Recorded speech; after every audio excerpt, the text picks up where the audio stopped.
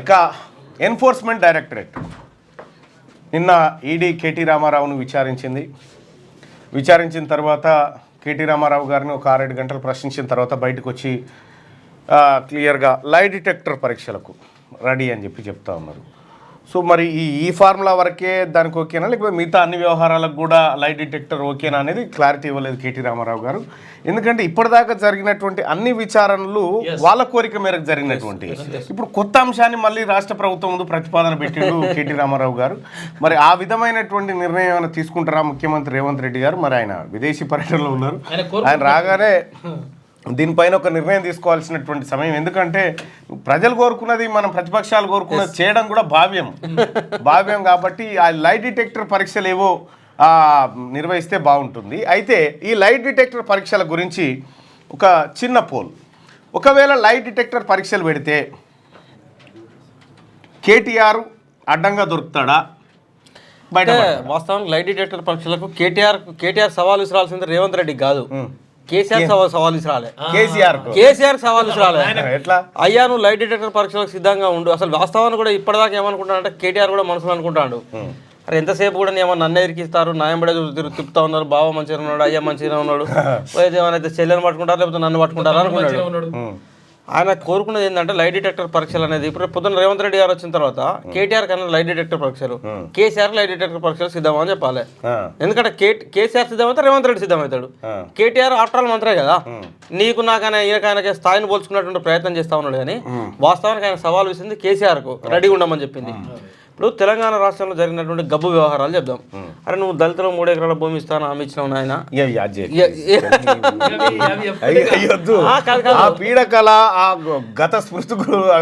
తెలంగాణ రాష్ట్రంలో ఉదాహరణ చెప్తున్నాం. హుజురాబాద్ లాంటి బై ఎలక్షన్ జరిగింది, ఓటుకు 6,000 రూపాయలు వంచిండు కేసీఆర్. జగమెరిన సత్యమే కదా, ప్రజలందరం చూసినాం కదా ఓపెన్ గా. ఓటుకు 6,000 రూపాయలు ఎక్కించాలి వచ్చినాయి ఆయన పరీక్షలు పెట్టినాం అనుకో, కేసీఆర్ తెచ్చి చూపెట్టాలి కదా.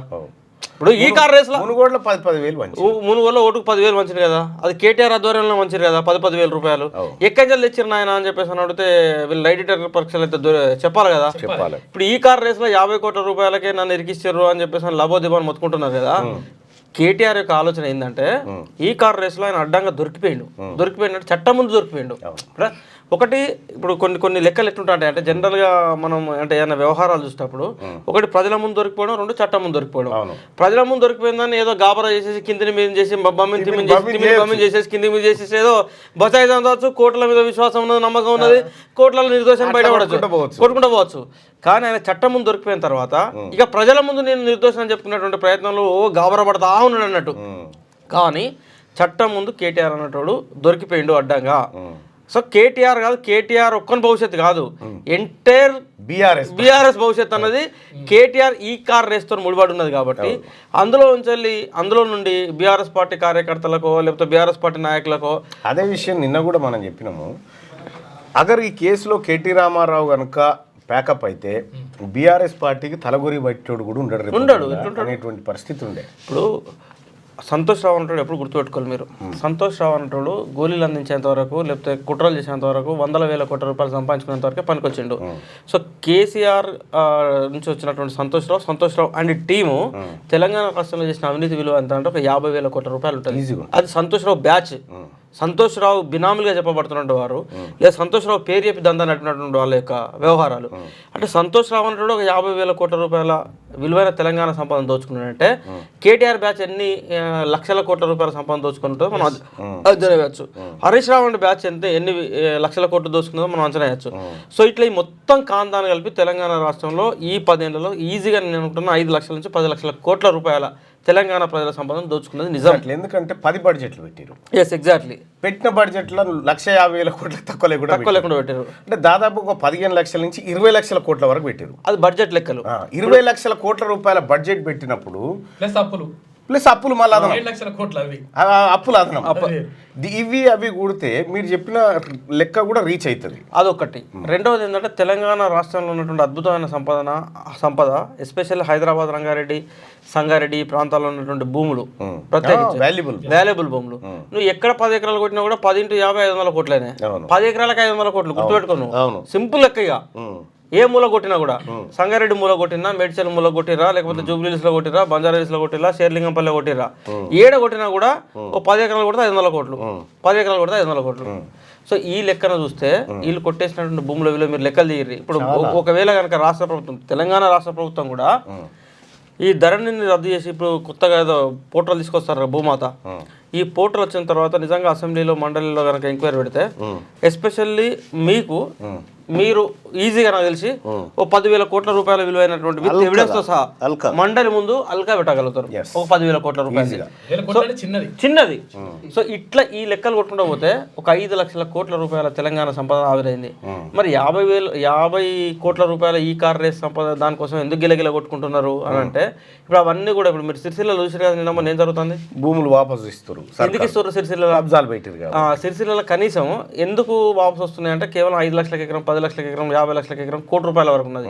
మరి హైదరాబాద్ లో ఎందుకు వాపసు ఇస్తలేరు అంటే హైదరాబాద్ లో యాక్షన్ స్టార్ట్ కాలే. ఒక్కసారి యాక్షన్ స్టార్ట్ చేయని గవర్నమెంట్ యాక్షన్ స్టార్ట్ చేసి వాపసు ఇస్తారులే. నువ్వు 5 కోట్ల రూపాయల భూమి మళ్ళీ వస్తుంది. 5 కోట్ల రూపాయల భూములు ఎవడైతే కబ్జా చేసిండో ఎందుకు వీళ్ళ మీద ఎంక్వైరీ ఎందుకు, కోర్టులు ఎందుకు, చట్టాలు ఎందుకు? ఒక 2-3 ఎన్కౌంటర్లు ఈ రంగనాథ్ హైదరాబాద్ కూల్చివేతలు పెడతాను కదా, 5 ముగ్గురునో 2 ఈ ఎవడైతే కబ్జాలు చేసిండో ఈ ఎవిడెన్స్ అని ప్రజల ముందు పెట్టి ఒక 2-3 ఎన్కౌంటర్లు జరిగాయి. తెలంగాణ రాష్ట్ర గవర్నమెంట్ కు ఇప్పుడు మనకు కావాల్సిన సంక్షేమ పథకాలు కావాల్సినంత భూములు వస్తాయి. మళ్ళీ వేలలో పెట్టాము కూడా మనకు బొచ్చే పైసలు వస్తాయి. అవన్నీ పేదలో పంచుతుంది. ఎందుకు పరిశ్రమ అవుతారో ఉంది కానీ 6 లక్షల ఎకరాల అటవీ భూములనే కథం చేసి అటవీ శాఖ భూములు 6 లక్షల ఎకరాలు. అంటే ఈ రకంగా వనరులను కూడా ఎక్కడ వదిలిపెట్టలే. అటు సింగరేణి కాంట్రాక్ట్లు వదిలిపెట్టలే, ఇటు బొగ్గు వదిలిపెట్టలే, భూమి వదిలిపెట్టలే, ఆఖరికి భూమి మీద నడిగే ఈ కారు వదిలిపెట్టలే, ఆకాశ ఆర్మీయాలు కూడా వదిలిపెట్టలే. ఏది వదిలిపెట్టకుండా మొత్తం దోచిరు. అయితే లైవ్ డిటెక్టర్ పరీక్షలకు నేను రెడీ అని చెప్పి కేటీ రామారావు అంటా ఉన్నాడు కాబట్టి ప్రభుత్వం ఆదేశించి లైవ్ డిటెక్టర్ పరీక్షలు మాత్రం నిర్వహిస్తే ఇంకా కొంత సమాచారం, అదనపు సమాచారం డైరెక్ట్ వస్తుంది, మనం ఏమనకుండా అట్లా కొంత దొరికే అవకాశం ఉంటుంది. కవిత, కేసీఆర్, సంతోష్ రావు. కానీ నాకు ఒకటి చెప్పుకాక, ఇప్పుడు వీళ్ళు ఎందుకు వీళ్ళకి ఏమైనా పని చేయక చెప్తుర్రా, ఎందుకు పదే ప్రభుత్వానికి దొరికిపోతా ఉన్నారు మాటలు చెప్పి? అంటే వీళ్ళు చెప్పిన ప్రతి అంశం మీద ఎంక్వైరీ నడుస్తుంది. అయితే ఫ్రస్ట్రేషన్లో ఉన్నప్పుడు మనిషి ఏం చేస్తారంటే తప్పుల మీద తప్పులు చేసుకోబోతా అంటాడు. ఎప్పుడు కూడా మనది కాదు సమయం అనుకున్నప్పుడు నోరు అదుపులో పెట్టుకుని ఉండాలి. నోరు ఆ టైంలో అదుపులో పెట్టుకోకుండా నోటుకి ఎక్కువ పని చెప్పినాం అనుకో ఈపు ఎక్కువ కలుగుతూ ఉంటుంది. సింపుల్ లాజిక్ అది. ఇప్పుడు మనది కాని టైంలో నోరు అదుపులో పెట్టుకోవడం, మనదైన టైంలో మనం ఎంత మాట్లాడినా నడిచిపోతూ ఉంటుంది. ఇప్పుడు టైం మనకు ఒక్కొక్క ఎగ్జాంపుల్ చెప్తాం మీకు. లాస్ట్ అసెంబ్లీ ఎన్నికలప్పుడు కేసీఆర్ అంటే ఓడిపోతున్నాడు అనే విషయాన్ని కేసీఆర్ తప్ప అందరికి అర్థమైంది. ఎందుకు కేసీఆర్ అర్థం చేసుకోలేదంటే ఆ కూర్చుకున్నటువంటి మహిమ అటువంటిది అన్నట్టు. కేసీఆర్ ఎంతసేపు కూడా 3వ సారి అవుతున్నా, 4వ సారి అవుతున్నా, 5వ సారి అవుతున్నా, కుర్చీ ఎక్కే రోజు ఏమనుకున్నాడు కేసీఆర్ అంటాడంటే నేను 20-25 సంవత్సరాల వరకు తెలంగాణ రాష్ట్రం నా వ్యవహారంలోనే, నా తర్వాత ఆయన చెప్పింది కూడా ఏంటంటే కేసీఆర్ అంటే కొన్ని విషయాలు అంటే మొదటిసారి ఆయన 2014 జూన్ 2న మొదటిసారి కేసీఆర్ ముఖ్యమంత్రిగా ప్రమాణ స్వీకారం చేయడానికంటే ముందు కుటుంబ సభ్యులందరినీ కూర్చున్నబెట్టి తెలంగాణ రాష్ట్రం అనుకున్నటువంటి లక్ష్యం నెరవేరింది. లక్ష్యం నెరవేరిన తర్వాత రాజకీయంగా బీఆర్ఎస్ను మూసివేయాలని అనుకున్నాను. కానీ మీరు అందరూ ఒత్తిడి తీసుకొచ్చి పార్టీ ఉండాలి, మనందరి భవిష్యత్తు కోసం పార్టీ ఉండాలన్నప్పుడు మీ భవిష్యత్తు కోసం ఈ పార్టీని కాపాడుకుంటూ వచ్చేసి అధికారం వరకు తీసుకురాగలిగినాం. ఈ అధికారం అనేది ఇంకో 20 ఏళ్ళలో 30 ఏళ్ళలో మన చేతిలో ఉండాలంటే మీరందరూ కూడా అవినీతికి దూరంగా ఉండాలని చెప్పేసి అని ఆయన కుటుంబ సభ్యులందరూ పిలుచుకొని కుర్చీ ఎక్కడానికంటే ముందు మంచి పాఠం చెప్పిండు.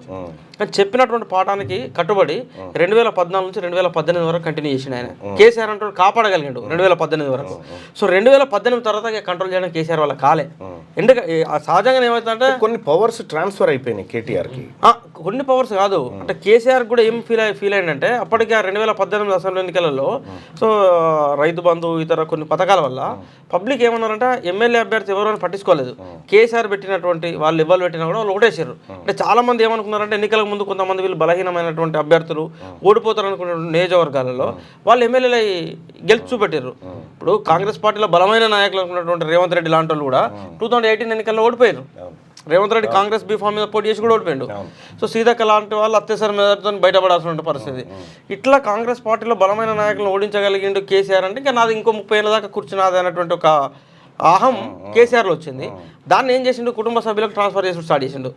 వీళ్ళు ఏమైంది వీళ్ళ వరకు ఇన్వాల్వ్ కాల, వీళ్ళ పరివారం మొత్తం వచ్చేసింది.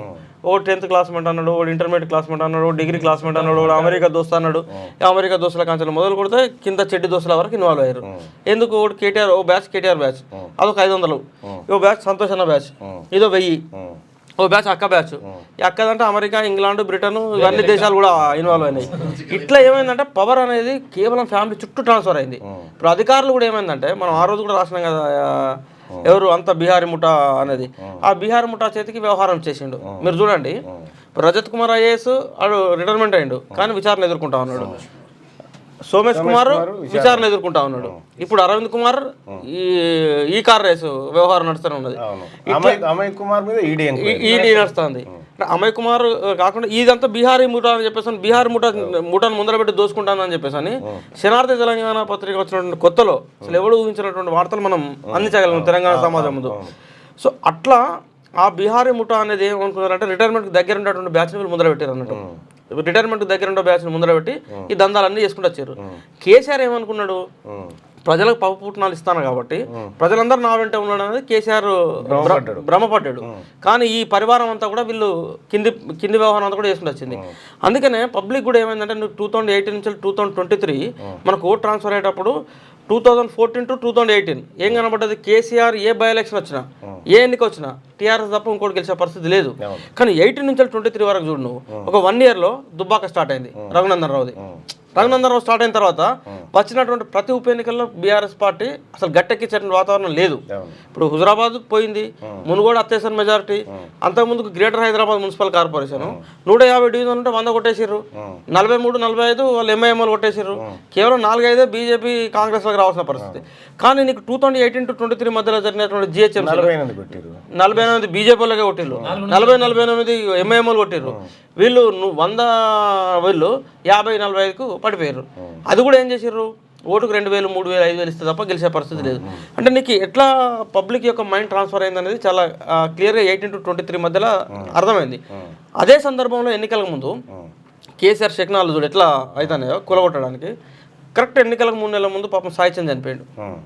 ఒక్క సాయి చంద్ అనేటోడు ఉంటే కేసీఆర్ బహిరంగ సభలను ఒక గంటన్నర పబ్లిక్ ను నిలబెట్టగలిగినటువంటి సామర్థ్యం ఉన్నటువంటి కళాకారుడు. సో కేసీఆర్ నిజంగా అభిమానించే కళాకారుడు, ఆయన అకాల మృత్యువాత. సరిగ్గా ఎన్నికల వారం రోజుల ముందు కాళేశ్వరం కథమోగా కాలం అంటే నీకు ఏం చెప్తా ఉన్నది, బిడ్డ ఇది నీకు కాదు అని చెప్తా ఉన్నది. కానీ నేను కుర్చీలో కూర్చున్నా నాకు ఎక్కలే. సేమ్ ఇప్పుడు కేటీఆర్ కూడా వాస్తవానికి కాలం కేటీఆర్ కాదు. ఇది కేటీఆర్ లోపలికి వెళ్ళడానికి కావాల్సినటువంటి అన్ని ఆయుధాలు రెడీ ఉన్నాయి. బట్ ఈ టైంలో మనం ఏం చేయాలా, కొంచెం నోరును అదుపులో పెట్టుకొని వెనక్కి తగ్గుంటే జర్ర కనీసం 6 నెలలు పోయేటప్పుడు కాస్త 3 నెలల కన్నా బయటకు రావడానికి అవకాశం ఉంటుంది. కానీ ఇప్పుడు తొడగొట్టి సవాల్ చేసి ఇవన్నీ వ్యవహారాలు చేయడం వల్ల 6 నెలలు కాస్త 9 నెలలు అవకాశం ఉంటుంది. ఇంత ఏముండదు. రైట్, ఇది ఓవరాల్ గా కేటీఆర్ రోజంతా కూడా చెప్తారు వ్యూహము. కేటీఆర్ నోరు అదుపులో పెట్టుకుంటే తప్ప ఇప్పుడు పోలీస్ ఆయన కొడుతుండ అనుకో, కొడతా ఉంటే అంటే ఇంకోటి కొడతాడు, సారో దండం పెడతా అంటే ఇడిచి పెడతాడు. సో ఆ రకంగా ఈయన అనే కార్యక్రమాలు ఉండనేది ఇప్పుడు మొత్తం ఓవరాల్ సారాంశం. అది లైక్ చేయండి,